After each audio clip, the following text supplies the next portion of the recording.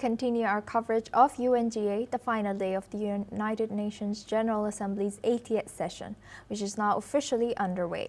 And among the key leaders expected to address the general debate today are the representatives of Canada, Denmark, Moldova, and North Korea. Canadian Foreign Minister Anita Anand has just concluded her address to the United Nations General Assembly, where she called on Hamas to lay down their weapons and stop this war.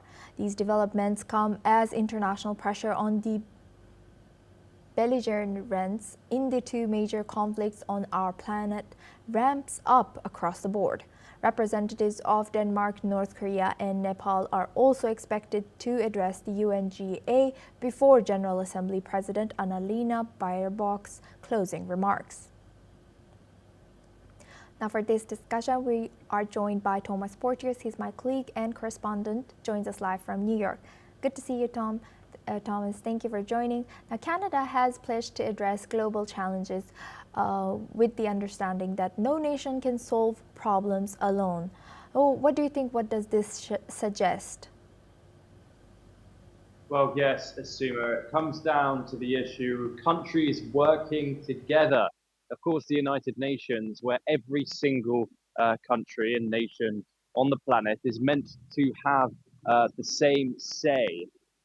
Now, of course, there has been calls for more multilateralism, countries working together. However, we've also seen countries slam this idea and give a more protectionist approach, that of the United States. Of course, Donald Trump, in that fiery speech opening the week, he slammed the United Nations and said that I don't need anyone else to maintain peace in this world. I've done it all on my own, citing the 7 wars he has claimed to finish. And so Canada's statements there are in opposite of that. Canada once again emphasizing that the world needs to move together. Of course, other Western allies have also called for this, but mainly from the likes of the Global South and also from the likes of China, who has also urged more countries to work together when it comes to tackling the current conflicts going on in the world. Of course, there is much call for reform.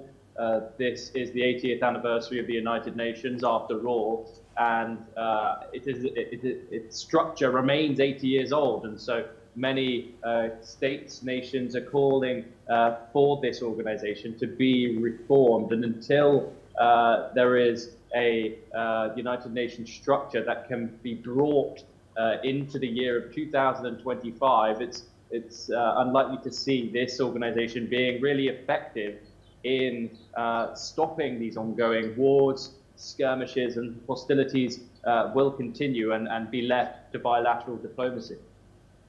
And Thomas, now looking back at Canada, Canada emphasized its sovereignty and stated that it will cooperate with other countries to improve its defense. Do you think Canada was trying to emphasize that it will not become 51st state? Well, of course, this once again comes to the fact that a lot of leaders are throwing out the international rule book. Donald Trump can make a statement and then defense spending goes up and diplomats panic.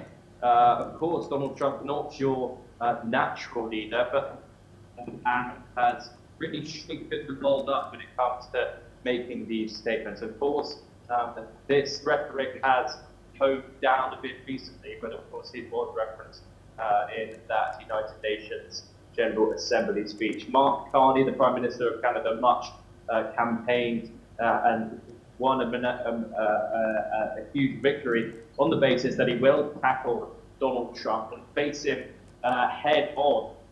But his critics say he hasn't done that. But what does go to show is that this rhetoric about Canada becoming the 51st state has indeed died down. But of course, it is something that Canada has faced over the past year, and they are, of course, going to bring it up in their speech in front of the entire United Nations General Assembly. Right, indeed. Thank you very much, Thomas, for joining us and sharing that insight from New York.